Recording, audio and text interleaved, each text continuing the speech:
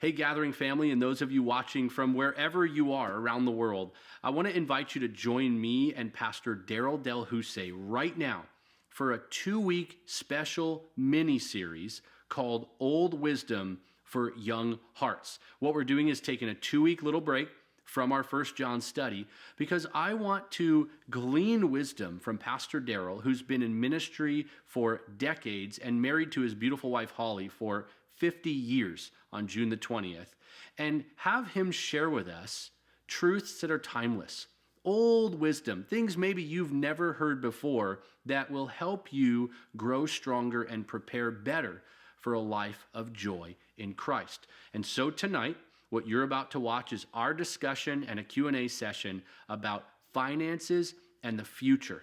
Money is a serious thing, and we need to prepare to be good stewards, and the future is a serious thing. There's a lot of joy and fun and memories that await us in the future. We need to prepare with prudence. So join myself and Pastor Daryl now as we dig in to old wisdom for young hearts.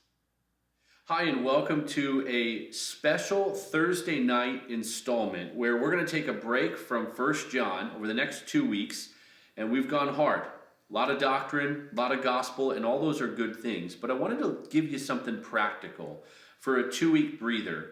And so I have titled this great installment series, 2 weeks, Old Wisdom for Young Hearts. Now, I know what you're thinking. Oh, old wisdom, like the old guy is joining I'm you. the old guy. No, Pastor Daryl Del Husse is a wise, godly man who has been in ministry for decades, really. And I've asked him to come and to give us wisdom. Now, why it's old wisdom is this is stuff that people have known for a long time, and they learn over a long period of time. It actually is old news, but my findings have been that younger generations either don't know this wisdom, so new generations don't know it, or they don't care about it, or they don't listen. And I would add another one, they don't even ask. And so Old Wisdom for Young Hearts, this little 2-week installment, is about asking you, Pastor Daryl, about a series of subjects. We are going to talk this particular interview about finances in the future, money. You all know money's a big deal. And it is important to plan, to work, but also work ethic and how we approach and view money is one thing. And then in the next week installment, we are going to ask you about relationships, dating, courtship, marriage. And if you want to speak into this really quick, why would you maybe be a good person to go to on the topic of marriage? How long have you been married? Well, Holly and I have been married. The 20th of this month is going to be 50 years. Wow. Oh, half of a century. And like I mentioned to you before, I'm French and Holly's British. And if you know anything about your history, that war continues on. And we just learn how to fight fair. And I've always said all wisdom is the accumulation of, boy, I'm not going to do that again. And they say behind every great man, there's always a woman saying, you ain't so great.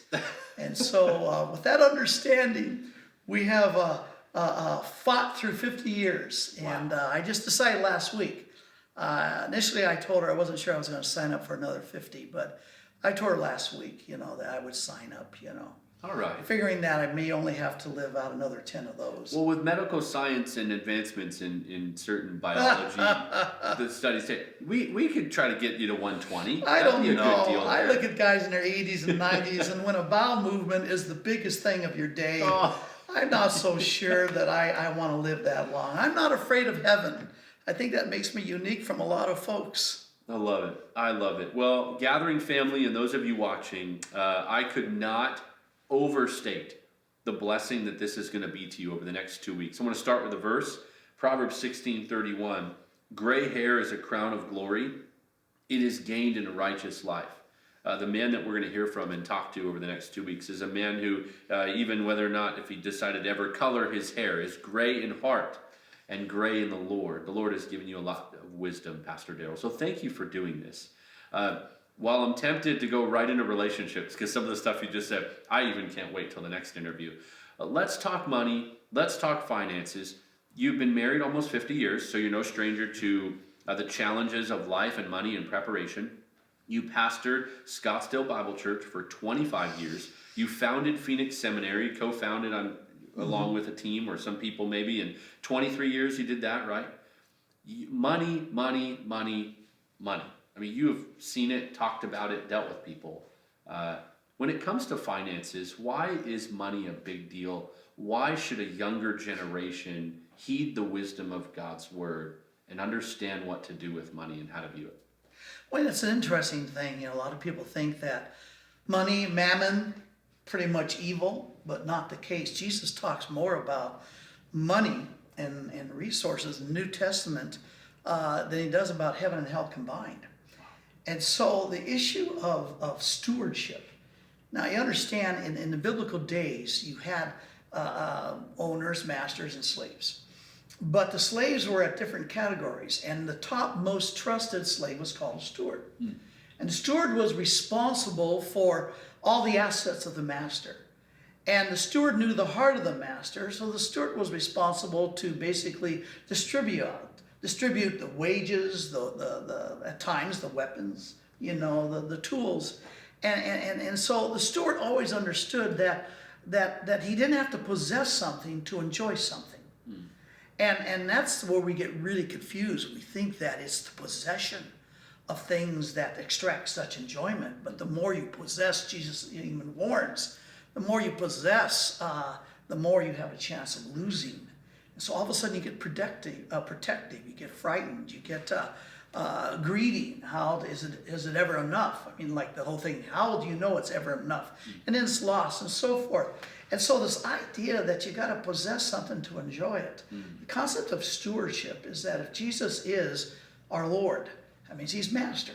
That means that we're his stewards, like Paul identified himself as such, slave to Jesus Christ. And so what that is that causes us to be able to enjoy the actual possessions that belong to him. And in 2 Corinthians chapter 9, even Paul, interesting, Paul, remember, he is really concerned about the Jews down in Jerusalem, the Jewish believers, because a famine had hit at that time, there in the first century, and so people were hurting big times. And so usually you had at least the Jewish community to take care of each other. But the Jews who had become followers of Christ, well, they had been unsynagogued. They'd been kicked out of the synagogue. So they're really, really hurting. So Paul's out there among the Gentile churches, and he's making a collection for the starving Jewish believers back in Jerusalem. And he's hitting these churches, and then he writes in 1 Corinthians chapter 8 and 9, he talks about and gives us theology of the stewardship that we're talking about. And basically what he says is that everything God gives us, it's either a category of bread or it's seed. The bread is for us. The bread is enjoyed. And based on Solomon's journal in Ecclesiastes 5, as long as I acknowledge that what I have has been given me by the hand of God, then God, and it's an interesting a word that he uses there, literally it's the word to empower, to enjoy. And so God actually gives me the power to extract enjoyment from what I have, the bread that he's given to me. And so out of that gratefulness, I enjoy that bread. Well, that's for me. That's to provide for my family. College, fun for my kids. And my response to the bread is thanksgiving and gratefulness. And he empowers me to extract enjoyment. But not all of it's bread. Some of us are chewing on seed. Because Paul makes it very clear in 2 Corinthians 9 that, but the seed is for the sowing. And the sowing is not throwing it away. If you're a good farmer, you don't throw seed, all over the place. But he very carefully tells you that the purpose of seed is to sow into the needs of others so that they'll give praise to God. Now, there's the whole purpose of seed money is to produce worship and praise giving to God. I don't give to the Red Cross. But I'll give to other organizations that will give praise and give glory and cause people to acknowledge that this is a gift from God through his stewards. And so how do you know what you have is how much of it's bread, how much of it is seed. It's called budget. And you learn of a budget. And a budget is basically you sit down and you begin to establish, okay, what do we need for bread? Plan for the future. Even Proverbs talks about the ant. During the summer we'll gather and needs to put some away for the winter. And by the way I learned, I have two sons, and now they're now 46 and 44. My one son's going bald. I'm thinking, how old am I? Anyway, I remember I've taught them, when we gave them their allowance when they were children, especially at the age of 12 on, we gave their allowance in the form of a budget. So there was a group of a sum of money, but some of that was to go to the Lord. Now, it wasn't to give to the church, but when they would see needs among their friends or at school or at charity, they had a certain amount of money every month that they received, and that would go there. They had clothing allowance for themselves. Now, they kept trying to get more money out of their mother by having her shop with them, but they're shrewd as a serpent, gentle as a dove. And then they had money for fun. They had money for guitar lessons, money for sports, whatever it is. But they had to learn how to begin to budget their funds by the fact that their allowance was given as a chunk, just like a paycheck. They would have to budget. And today, they have no problem, budgeting. So the key to the budget is you got to know, okay, this part is bread, so I don't have to feel guilty, so I can enjoy. God gave me enough bread, so at the age of 70, I could have my lime green Jeep and love it, and not feel guilty about it. You got a lime green Jeep. Oh, it's right outside. And people know awesome. when I'm coming, There's when a story you see the on that. lime green Jeep You in the parking know lot, that the old man is home. Pastor Daryl's in the house. That's right. That's right. But on the other hand, what the promise of 1 Corinthians 9 is that if you're faithful in sowing the seed, he says, and I will increase not your bread, I'll increase your seed. Give you more to give. More to give. It's God, like a lot of us need, it's like a spiritual Drano. God wants to flow resources to needs of people. I mean, come on, let's be honest. What is a greater blessing to you? For me to go, God bless you and your family, and I prayed for you last night. Or I give you $100 bill and say, take your wife out. This covers for the babysitter and go have a nice meal. I mean, very few things create such enjoyment of blessing than money. And so to be able to bless people with money. Holly and we have what we call an agape fund. It's a little fund we put money into, and then every once in a while it just grows. And then every once in a while when we see somebody needs a vacation, I'll never forget the time Holly and I and our two boys, John and Pootiwad. Don't let me call him Pootiwad. Anyway, he's 44 now. But we were having lunch, and I remember when the lady came for me to pay the bill, she said it was already covered. I said, who? She said, well, they already left. But they just wanted you to know that they love Christ, they love what you do for the Lord, and they bless. And I'll tell you, our heads went down in prayer, and there was worship and praise. And here, I don't know how many years, I'm still talking about it. Still talking about it.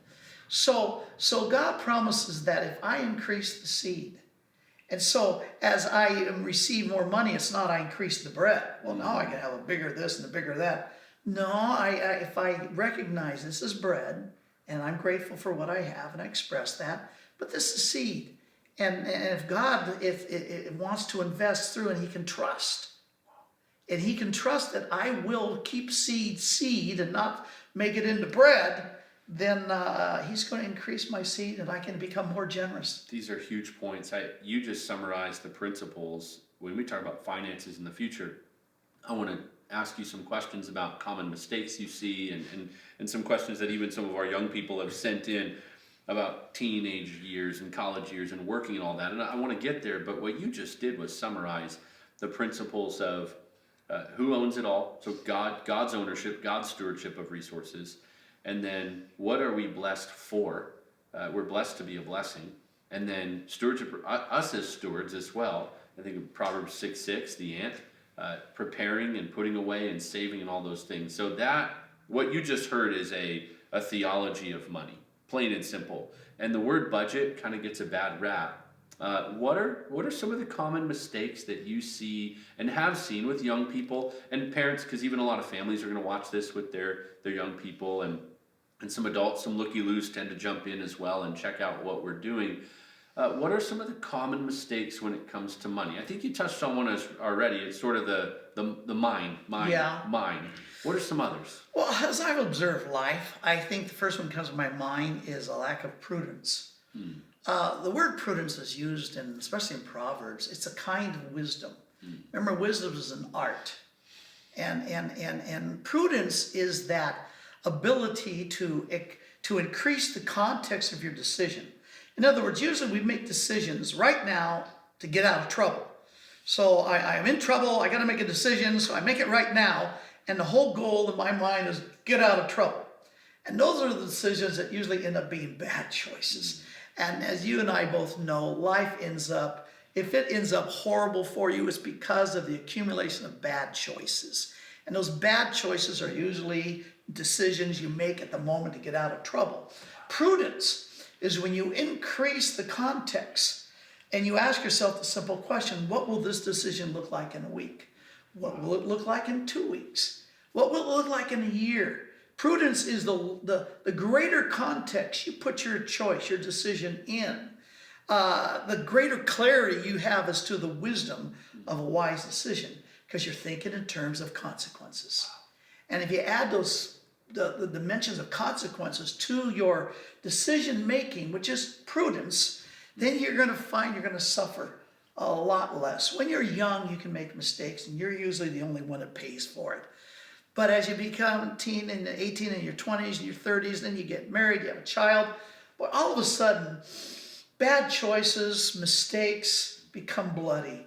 They become very, very painful. So the first thing I find that is a lack of prudence and expanding the context of one's decision. Another mistake that I see that youth make is that they entrap themselves in relationships too quickly. And what I mean by that, now, the Greeks had the word bios for life, like biology, and it's dogs and animals have bios. It's eating, drinking, and doing your deal. But when they wanted to talk about the essence of life, the word was zoe, like zoology. When Jesus defines it in John 17, first 2 verses says, Lord, you gave them eternal life, eternal zoe, and this is life, that they might know you and the one whom you sent. The essence of life is relationships. And life can be a taste of heaven or a taste of hell. And it has everything to do with how do I navigate relationships. Well, I need to start, and that's going to tie into finances, planning, because these decisions are going to have economic implications later. But what I mean by being entrapped into relationships too quickly, the last couple of verses of Ephesians chapter 4, Paul says, do not become bitter. And because bitterness turns to wrath. And then wrath turns into anger. Well, really it's anger, then wrath. And then you've got slander and then malice. And Paul's not just trying to impress us with his vocabulary. One builds on the other. And the first one is that it starts with bitterness, then that turns into the outburst of bitterness. It was just anger. And then orge, wrath, is you're always irritated. You just short fuse. You know those kinds of people. Look like they've been baptized in pickle juice. And then that moves on into slander. Everything you say is a put down, a cut. You're just cynical and negative towards everybody. And that moves to malice, where you finally start just hurting things, hurting people. Well, the root of all that is bitterness. And people say, well, what is bitterness? Even in Hebrews, it says, do not let a root of bitterness spring up within you. That word root is the Greek word ridza. And it was used for something, it was used of a tapeworm that could be swallowed so easily, but so difficult to extract. Isn't that a horrible picture of bitterness? And all bitterness, usually Christians go, well, I'm a Christian, I'm not bitter. Well, I say, all right, how about resentful? No, I love Jesus, I don't resent. Okay, how about have you ever been disappointed? Well, yeah, of course. Well, you accumulate disappointments, then all of a sudden you begin to feel that this is a disappointment coming. That's resentment. Once you make up your mind that everybody's going to let you down, that's bitterness. So it all starts with disappointment. What creates disappointments? Expectations. And here's what I mean by trapped into relationships too young, is that when you go into a relationship with a teenage friend, in whatever form it might be, if it becomes intimate in the sense of a boyfriend, girlfriend, whatever it might be, understand expectations are rising. And some of those expectations are legitimate. I expect you to pay for dinner. I expect, you to be kind, be nice, and so forth. But some of those expectations, you don't know what they are. And it's only a matter of time that you will fail to meet certain people's expectations.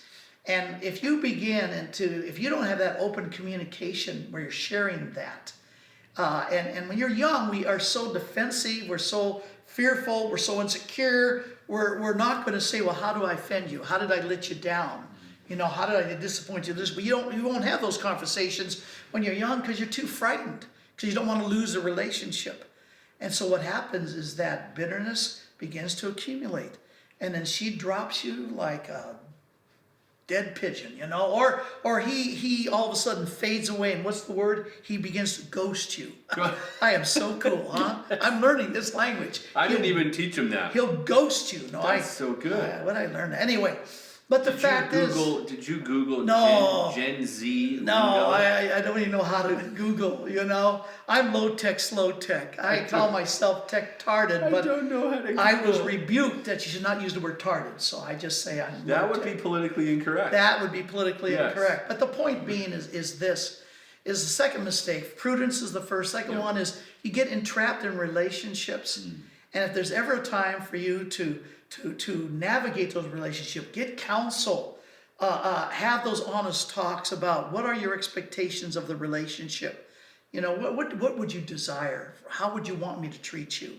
And have that communication. The third big mistake that I think has implications is when you're growing up, don't blow up your relationship with your folks. Proverbs 15:1 says, a soft answer turneth away wrath, but grievous words stir up anger. Then he says in verse 3, wisdom makes knowledge acceptable.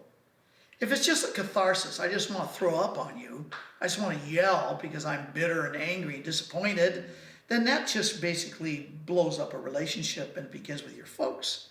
You do understand they're going to be the grandparents. They're going to be your non-paid babysitters.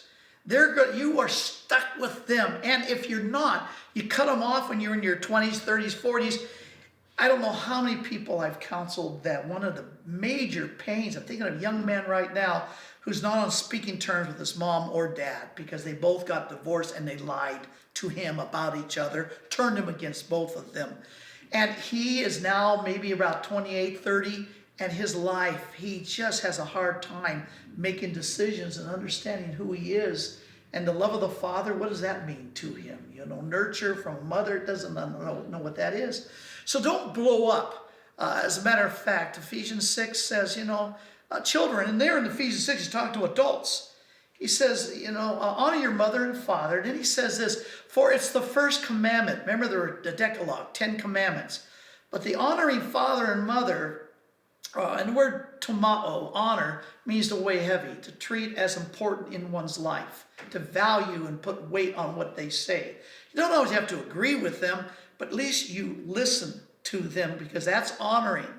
And the promise is it will go well with you all the days of your life. Now, we're not sure if that's a promise that God says you honor your mother and father, and I promise it will go well with you economically, financially, all that will go well with you. Or it's simply a proverb that basically your kids are going to watch the way you treat your parents. And then when you are old, they're going to learn how to treat you by the way they saw you treat your parents. It's probably both and. So that would be the third thing that I would say is don't, I know your parents will just drive you crazy because you want your independence, you want authority. An answer to that is when both my guys turned 12, they're 2.5 years apart, we created contracts. A contract is very, very simple. Starting from age 12 to 18, I told both of my sons, when you're 18, you're no longer under my authority. You can do anything you want. You don't have to do anything I say once you're 18 years old. And now, if you live in our home, you live by the same house rules that I live under. But now parents panic and they go, you're crazy. No, I'm not. Because when they're 18, they go to college, they're going to do whatever they want to do anyway. Why not make it my idea? There's the point. Well, I remember when the guys were like 16, 17 with these contracts, they'd say, Dad, you don't really mean when we turn 18, we don't do anything you say.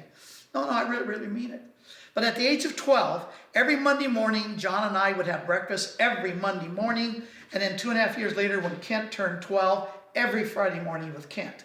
And at that This time, is alone? at McDonald's for a half hour. All right. I thought I was going to mentor them. We're going to memorize scripture. Well, that worked for one half of a time. What'd you do at the? I just asked them. I just listened. You just hung out. Asked questions. Wow. And I would ask their opinions on everything. Well, what's your opinion about this? What are your opinion about racism? What's your opinion about the riot? What's your opinion? I just listen, because listening is tamao, honoring. And I'll tell you, my sons, if you ever ask their opinion on something, you better listen to them, because they're used to being listened to. And both my guys as adults told me later, Dad, that's the greatest thing you did to make us feel responsible like men, is you valued our opinion, you valued what we said. Well, these contracts, as I mentioned, very simple at first. It would be basically responsibilities. And a responsibility is something you need to do, but you don't wait to be asked. So mow the lawn, clean up for the dog, give the dog a bath, and do your homework. Very simple. Then there would be rewards. And the rewards would be, part of it would be like, you're going to go to summer camp, I'll pay for your guitar lessons, and then there's the budget. Then you get this salary. It was not an allowance, it was a salary. A salary for being a student. And so I paid my boys to be a student. And then that salary was put into a budget for them to live out. Now, every year, so when they turn 13, we renegotiate. And boy, did they get good at renegotiating. Yeah. I have copies. Sometimes I'll show you. Well, I have copies of the 12-year-old ones, 13, 14, all the way to the 17th year. And it's interesting to see the complexities of their negotiations. And then our negotiation, okay, all right, here's now the responsibilities defined as, you don't wait to be asked, you just do these. Well, guess what happens after, from when they turn 7, they're turning 18. Do I have to tell them what they have to do? They already have they're responsible young men. And by that time, I can start saving some money, because those salary packages get a little expensive. Now, you and Holly get your Europe vacation after they go to college. Well, finally. We put a little consequences to it. So we had a little asterisk. And by the way, they would sign it, Holly would sign it, I would sign it. And it diffused a lot of arguments. Because if they failed to do a responsibility, they had already signed, they lose one of their rewards. Guess which one I would have them forfeit? Money? The money, real fast. So they learned real quickly to keep their responsibilities. But we didn't have to fight and argue, and they never surprised me. I never had to surprise them with a new rule or a new disappointment. They knew exactly what I was expecting, vice versa. We had them posted, and that basically really protected. So here we are, and John and Kent are my two best friends. And the two safest men in my life. I can go to them and trust thoughts and fears, and as I get older. I'm a newbie at 70. I liked being 68 because I had been in my 60s for 8-9 years. Now I'm a newbie. I'm a newborn 70. And so sometimes I do get frightened. It's nice having some mature Christian friends who happen to be my sons that I can go to. Wow. What you are saying, I hope you're taking notes. If you're not, you need to. Parents, students, college kids. There are multiple principles. My synapses are firing every millisecond with new thoughts. And what you're saying squashes the idea that young people should not get jobs and work hard, or at least have a work ethic. The job could even be at home. It squashes the idea that parents need to feel some sense of responsibility to spoon feed their kid and to do everything for them to get them where they want them to be. It also, you just crush the notion that children are to live out the vision and dreams of their parents for them, besides the biblical ones, of course, but that at an age there is accountability, and but you also squash the idea that parenting and growth and work ethic and you young people managing your finances and looking to the future is done in a microwave. Yeah. This is an oven. That's a slow roast. Yeah. 12 And you're using an age of accountability that I think you could argue somewhere in whether it's, Old Testament Judaism or just, there's some good The principle old bar there. mitzvah, bar Yeah. mitzvah, sure. Son of the law. Yeah. 12, 13, somewhere in there, you begin to You're do responsible. that. And that, I think, gives a sense of, I hear from a lot of young people, they don't feel listened to. They feel like their parents are controlling. They feel like they don't know what to do in the future. They don't have good parents. They don't have parents. Some of them don't have a mom or a dad in the picture. And they're just spinning. And they've never heard of a budget. Or they have, but they're like, is that a rental car place? Or is that, what? And really, they've either been spoon-fed and given everything, and then the parents manipulate. And then, or they're on their own, and no one has ever taken them under their wing to empower them, to show them a better way. But if parents are listening, and there's many parents, what's the mission? We always talk about okay, I'm a parent, I have these kids. What's the mission? Well, there's a great verse, Proverbs 22:6. And it says, train up a child in a way he should go, and when he is old, he'll not depart. Now, the reason understanding exactly what it means is because Paul later in Colossians 3 says, now fathers, do not exasperate your kids. And that word exasperate means literally to instill bitterness. Disappoint them so often in what they need and expecting from you, they'll become bitter towards you and not even fully understand why. It's because the parent never understood the mission of the parent. And that's at Proverbs 22:6. Right. Now, to train up a child in the way he should go, and when he's old, he'll not depart from it. I always was told, well, that means stuff Bible verses, get them in Sunday school, and then when they but they're going to go sow their oats, and then when they're really old, about to die, they'll come back to they'll faith. be in heaven altogether. And that is so ignorant as far as what it says. Literally, it says train up a child. The word train, the Hebrew word train, was I got to be careful here, but when a child would not suck upon the breast of the mother, they would take pomegranate juice and they'd put it in the mouth of the child to get the child sucking, and then give the child to the mother. And that Hebrew word became known as nourishing, and that's the Hebrew word train. So it means basically to train, to nurture, to bring out what should be natural. Train up a child in the way he should go. That phrase, it's not in the way you think he should go, but the way he should go is the same Hebrew phrase used talk about the way of an eagle in Psalms, or it talks about the way of a young man with a maiden. It's a natural bent, And each kid is different. And each kid has a natural bent. So train up, nurture, bring out that natural bent that you observe in your child. And when they're old, that is when they have hair on their chin, when they get into puberty, they'll not depart from having confidence in that skill that their parents have recognized and nurtured for them, so that after they have gray hair, they'll not depart from becoming successful in every way. And so the parent is like, get your PhD in your kid.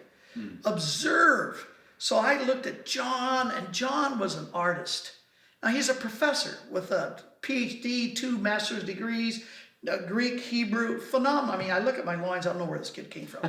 I asked Holly, and she said, no, it wasn't the milkman. So, he's my son. It's yours. But I do know as a young man, he loved art, creativity, and always thought outside the box. So we nourished that.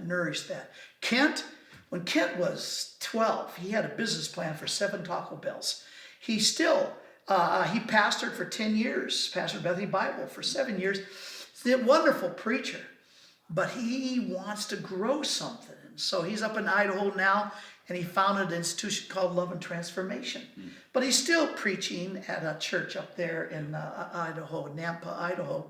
So parents, the mission is look at your child and begin to note what is unique. They did an interesting study. They found there's something about 3rd grade. And they found there's a connection between what kids were interested in the 3rd grade and what they ended up doing as adults. And they actually did this remarkable study by going back. And so you have CEOs, you have contractors, engineers, doctors, biologists, physicists, and they go back and they could tie from the 3rd grade the seed of an interest. And that seed was nurtured by the parents. And so the days they did well. And so the mission of a parent, remember Proverbs 22:6, study your children and then help them build confidence, give them whatever they need to develop that skill at what they're good at. And then when they have hair in their chest or their chin, they'll not depart from it, and you're giving them a kick up to be successful. Whew, that could have been the only thing that you said, and that is enough to take people into greater levels of parenting, growth, young people as well. Okay, we've got to wrap this up in the next about 5 minutes. But I would say, man, I got the tough job. All of you sent questions in, and I've got to see. Let's do this. How can parents help their teens build credit while still using caution with things like credit cards? How can they help young people?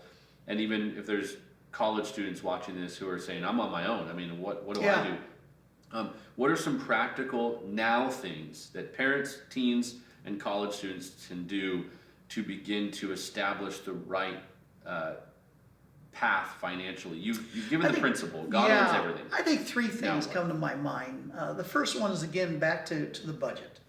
And like you said, it gets a bad rap, but then use the word stewardship. Stewardship is distributing the resources you've been given correctly and wisely and as the master directs. So you're a steward.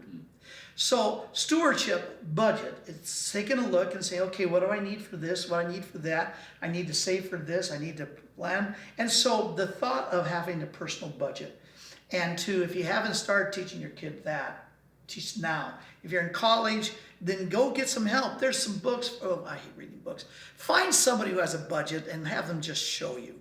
You know, I remember before I had a budget, there was this dear woman. My first church, I'm 25, I'm the senior pastor. They called me Pastor Kid. And there were little 75 people. And the pastor before me was David Kraft. He was only 31, contracted cancer of the lower back and passed away. They were without a pastor for a year and a half. They were pretty desperate to get a 25-year-old kid. But I remember his widow played the organ. And sweet, godly woman, had two little kids, little Scott, little Karen, now they're grown. And but she was the one that taught us that she would get basically her income. And then she had like 6 or 7 little envelopes. And one envelope was rent, one envelope was food, one envelope was school, one envelope was, and she'd cash and put the cash in these little envelopes. And that was the first time Holly and I ever saw the concept of planning and distributing funds. And then of course that became a budget. That's number one. Number two is, the biggest danger these days is a credit card. And whether there's a real thrust into a cashless society. We want to fight it. Already we won't take anything more than a $20 bill. I mean, and so if there's any danger, it's the credit card. And boy, they make that so easy. And how many kids, how many adults are $40,000, $50,000, $60,000 in debt? So the second thing is to teach your kids how to use a credit card. And there's nothing wrong with that, especially if you get flight miles. You just pay it off every month. And you can be really wise and have it not possess you, but you possess it. But how do you do that? Well, by getting your kid a debit card. The debit card is, and you can have a special account that's in your kid's name or whatever that is.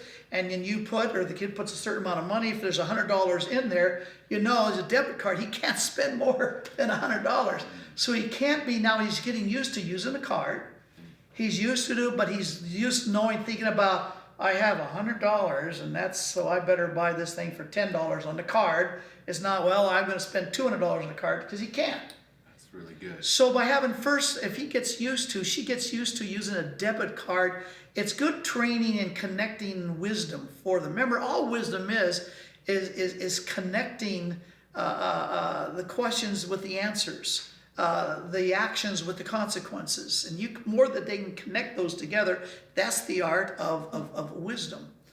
I think, so it'd be the budget, it'd be the cards.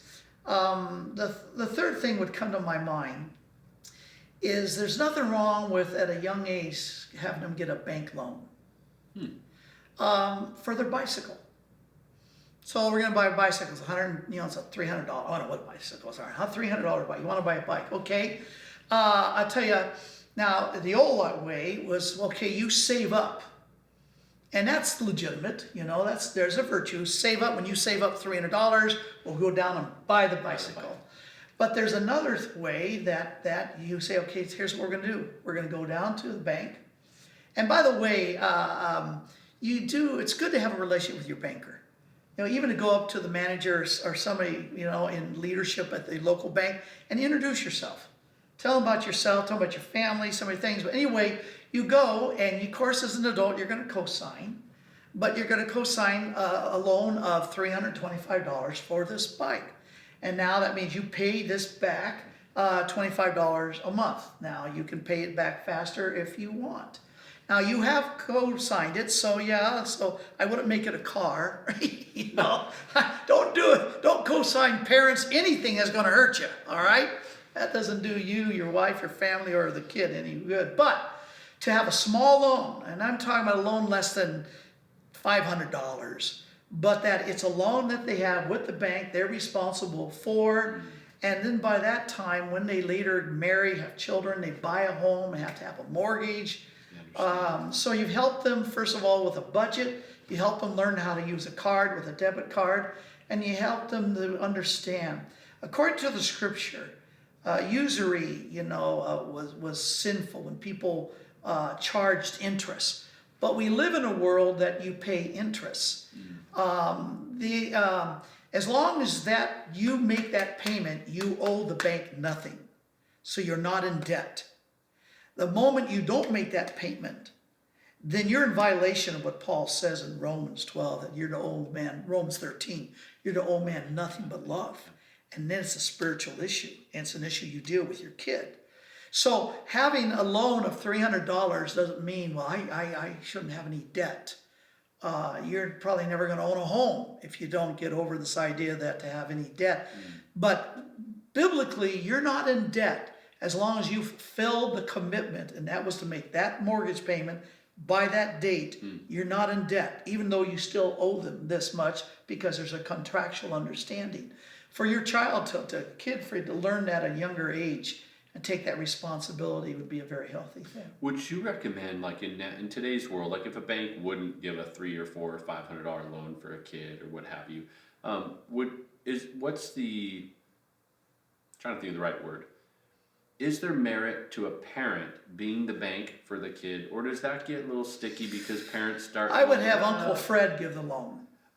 See, I like that. I'm trying to think of how, because I know as a dad, there is a proclivity, there could be. Sure. To, listen, just make the payment next month because I'm a dad. Yeah, let's say little Timmy now is 18, 19. You want to do something like this, and the bank won't. You can, and you come to me, a friend. Yep. Would you be willing to make a loan? Because I want my son to learn how to, and I understand the context. Then you ask me to make the loan. I'd make Timmy a loan. And I teach him to answer to someone who is not going to go, oh, son, all right, listen, go cut the lawn, I'll make the payment. That's right. That whole pacifying thing, which only empowers the kid to grab the silver spoon again, take another bite, and go, okay, so mom and dad said work hard. They said that I need to do this. They've got some principles, but in the end, I can break all the rules, or they'll break their own rules if I just guilt trip them. I've seen that happen. Yeah. And some of this is personal. In past days, past times, and not wring anyone out to dry or anything like that. But growing up, or different cousins and family and different things, I've seen parents give in. Yeah, find one of your friends that look really mean and grumpy, and have them make the loan. Learn to answer to accountability. Well, this has been great. We have to do this again. It'd be so fun to pick your brain. I've got other questions as well, but what you have done is given us a very clear picture of stewardship. God owns it all. And then the practical steps for budgeting. We should, number one, realize what is bread and what is seed. What money do I have to live on, and what do I need to give, and what should I be giving? And then you've also covered the ability to save a little money, to manage a card and learn the balance there. Literally, no pun intended, learn the balance on the card and use appropriate measures to spend and not spend. And then third, understand the accountability we have to not just, in the confines of the home and, oh, mom and dad are going to make it okay, but really to realize you will answer to the bank, you will answer to the lender, you will answer to your boss, you will answer to forms of authority, including government, you better pay your taxes, and ultimately we are all going to give an account one day as we answer to the Lord, the Master, for how we were as stewards. Thank you, Pastor Daryl, for your wisdom. Thank you for blessing our life. Next week, we are going to talk about relationships. We'll talk about the French, the British, war, as you called it. How to fight fair. Yeah, courting, dating, purity, and how to navigate the oft turbulent waters of teenage and college relationships. But it doesn't always have to be that way. No, it doesn't. So join us next Thursday, 7 p.m., and if you'd like, and this is blessed, just share it on YouTube, share it with other families, or rewatch it and fill up your note paper with even more great wisdom. This has been the first installment of our special 2-week series called Old Wisdom for Young Hearts. Thank you so much, Pastor Daryl. You're welcome.